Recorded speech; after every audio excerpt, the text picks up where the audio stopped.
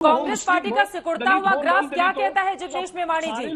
आप दलित नेता हैं, दलितों की आवाज को उठाते हैं, लेकिन बड़ी तादाद में जो दलित आबादी है वो बीजेपी को वोट करती है। आप समझ रहे हैं इसका मतलब? के लोग, उनके पन्ना प्रमुख के रिश्तेदार जो मर गए कोरोना में, उनको तो कॉम्पिटिशन दिखाइए। ठीक है, अब मैं आपके पास आऊंगी। गौरव भाटिया जी, संगीत रागी को सुनाना चाह रहे हैं। देखिए, मैं बस एक छोटी सी टिप्पणी। देखिए, कांग्रेस पार्टी बार बार कहती है कि भाई कोरोना के समय राहुल गांधी की बात क्यों नहीं माने, डिमोनेटाइजेशन, इंडस्ट्री पर राहुल गांधी। अरे राहुल गांधी इतने ही ज्ञानवान होते तो अपनी पार्टी तो संभाल लें। वो अच्छा है कि भारतीय जनता पार्टी उनके किसी विचार से सहमत नहीं होती। ये अच्छी बात है कि भारतीय जनता पार्टी उनके ज्ञान लेने के लिए तैयार नहीं है। राहुल गांधी जो बोल रहे हैं, उसका जो विरोध कर रहे हैं, तो मान लीजिए, जैसे एक समय में हम कहते थे वामपंथी जिसका विरोध करे, मान लीजिए देश सही रास्ते पर चल रहा है, तो राहुल गांधी जिस चीज का विरोध करे, मान लीजिए देश उस रास्ते पर। गौरव भाटिया जी, मैं आपके पास आऊंगी, लेकिन जिग्नेश जी, संगीत रागी की इन बातों पर जवाब दीजिए। कह रहे हैं कि राहुल गांधी जो भी बात कहते हैं, सरकार उसके खिलाफ अगर अपनी अलग दिशा ले, इसका मतलब वो सही रास्ते पर जा रही है। मेरी बात का जवाब देना, कांग्रेस पार्टी, हम लोग और राहुल गांधी जी एक साथ मिलकर ये जो डिमांड कर रहे हैं कि हिंदू हो या मुस्लिम, जो भी कोरोना में मारे गए उनको 4 लाख का कॉम्पेंसेशन दीजिए। आपको क्या दिक्कत है, क्यों नहीं दे रहे? यदि आपका नारा सचमुच है कि सबका साथ सबका विकास, यदि सचमुच आप सभी के मुद्दों को लेकर आगे बढ़ना चाहते हैं, भाषण देते समय नेता जब पब्लिक के बीच में बैठते हैं तो बोलना चाहिए ना सबको दें। तो क्यों बोलते हैं कि सिर्फ अल्पसंख्यकों को दें और बाकी बहुसंख्यक कहाँ जाएगा? वो किसी और देश से मांगेगा, किसी और राज्य से। इस मुल्क के संसाधन में सबका बंटवारा होना चाहिए। लेकिन ये जो बात का जो दावा करते हैं, इतना करके दिखाइए ना।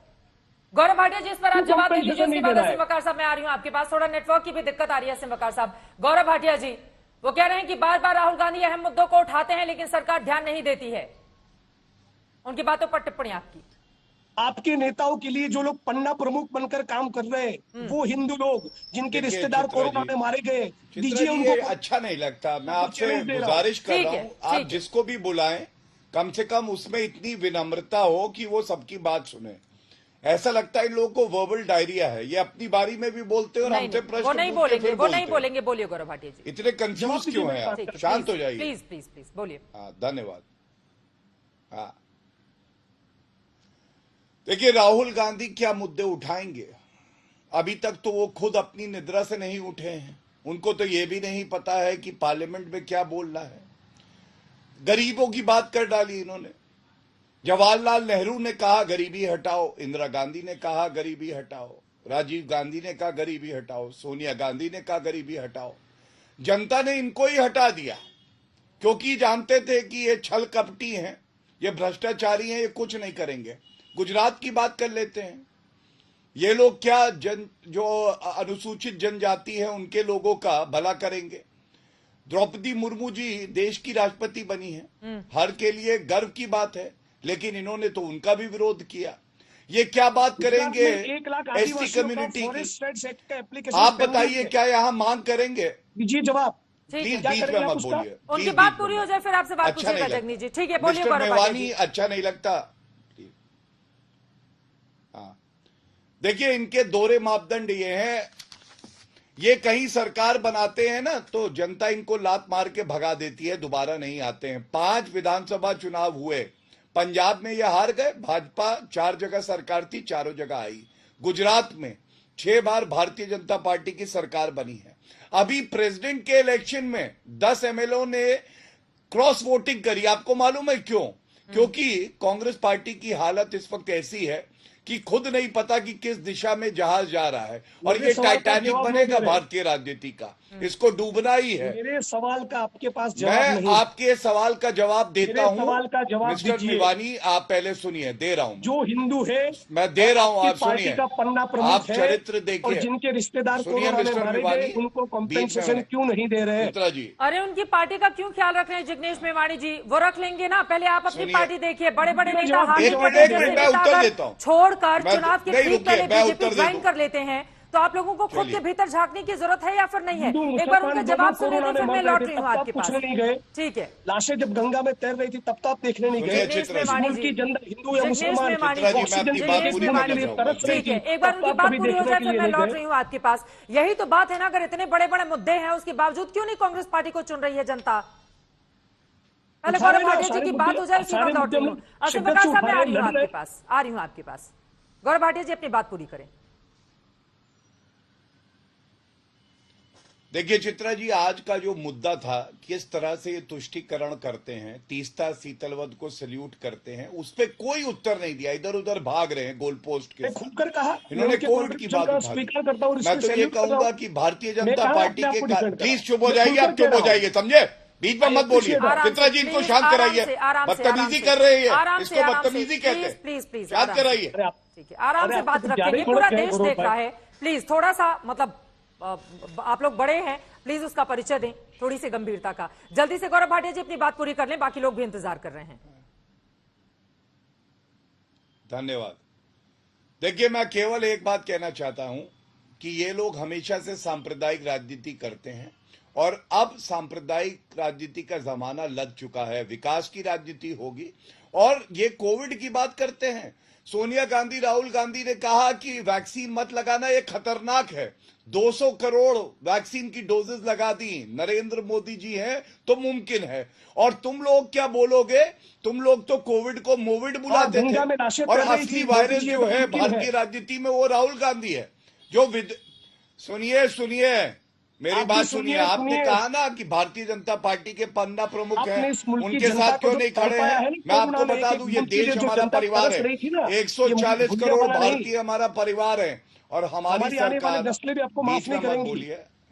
अरे आपसे एक जवाब दिया नहीं गया मिस्टर मेवानी। आपसे मैंने ये पूछा सर्वोच्च न्यायालय पर विश्वास क्यों नहीं है? आपके मुंह में दही जम गई, मेरे बीच में बोलते हैं। मैं तो बिल्कुल जवाब दे रहा हूं। आप सुनेंगे, अगर अपने कान खोलेंगे तो आवाज पहुंचेगी ना। कुछ ज्यादा ही मिर्ची लग रही है आपको तो। मुझे मिर्ची नहीं लग रही है, राहुल गांधी के मिर्ची लगी है। राहुल गांधी के इटालियन पिज्जा में मिर्ची डाल दी किसी ने, बेचारे पानी डूब रहे हैं, उसी पानी में डूबेंगे। मत करिए पर आ जाते हैं जिस पर डिबेट हम कर रहे हैं। एक सेकंड सर, ठीक है, किसी भी तरह की व्यक्तिगत टिप्पणी से मुझे लगता है कि इतना बड़ा ये डिबेट है, क्या निंदा देश के सबसे बड़े चैनल पर, थोड़ा सा ध्यान रखिए। लेकिन यहाँ पर गौरव भाटिया जी, ठीक है, प्लीज आपस में इस तरह के मुद्दे पर रहेंगे हम। जरा मैं चाहूंगी कि आप आंकड़े दिखाएं 1995 के बाद से किस तरह की स्थिति रही है, कांग्रेस की सीटें, बीजेपी की सीटें। ठीक है गौरव भाटिया जी, अब मैंने कई बार कहा ये उनकी जिम्मेदारी है कि वो इस बारे में ध्यान रखें। गौरव भाटिया जी, आंकड़ा आपके लिए भी है। देखिए, कांग्रेस पार्टी तो वहां पर सरकार में नहीं है, ये बात तो समझ में आ रहा है, लेकिन 1998 से या 95 के बाद से अगर हम यहां पर देखें तो कांग्रेस पार्टी की और बीजेपी की क्या स्थिति रही है वो हमारे देश की जनता के सामने है। यहां पर बीजेपी 117 सीटें 1998 में जीतती है, 127 2002 में जीतती है और 99 2017 में आ जाती है। यानी कि आपका ग्राफ गिर रहा है, भले ही आपकी सरकार है। दूसरी तरफ अगर हम बात कांग्रेस पार्टी की करेंगे तो कांग्रेस पार्टी 53 सीटें 98 रहती हैं, 51, उसके बाद 2007 में 59 सीटें, 61 और उसके बाद 77। यानी कि 98 के बाद उसका ग्राफ थोड़ा थोड़ा ही सही लेकिन बढ़ा ही है। तो इसके बारे में भी आपको ध्यान में रखना होगा गौरव भाटिया जी। ये आंकड़े भी बहुत, क्योंकि 2017 का चुनाव मुझे याद है, मुश्किलें पैदा कर दी थी कांग्रेस पार्टी ने आपके लिए।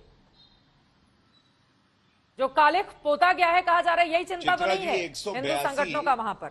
मैं बता, सुनिए, गुजरात में असेंबली में 182 सीटें हैं, 92 सीटों पे बहुमत हो जाता है, 99 सीटें आती हैं और अभी 111 विधायक हैं। और आप कहते चिंता की बात हमारे लिए है। वहां पे प्रो इनकम्बेंसी की लहर है, गुड गवर्नेंस की बात है, गुजरात मॉडल की बात है। आपने कभी सुना है गांधी मॉडल? आपने कभी सुना है छत्तीसगढ़ मॉडल? आपने कभी सुना है राजस्थान मॉडल? पंजाब का मॉडल पंचर हो गया, वहां से सरकार चली गई। क्या आप मानती नहीं है कि विश्वसनीयता का पर्याय भारतीय जनता पार्टी है? नेतृत्व सही देने का पर्याय श्री नरेंद्र मोदी जी है। और इसीलिए बौखलाहट के ये 80-20 और 90-10 करते हैं। पूरी सरकार ही बदल डालते हैं आप लोग। उत्तर प्रदेश में किया था, सुन लीजिए, एक मिनट अंत कर रहा हूं, एक मिनट अंत करूंगा। 80-20 किया था उत्तर प्रदेश में, 2 सीटें आई। गुजरात में 90-10 कहीं हो गया तो शून्य मिलेगा अंडा। ये बात समझ लीजिए चित्रा जी।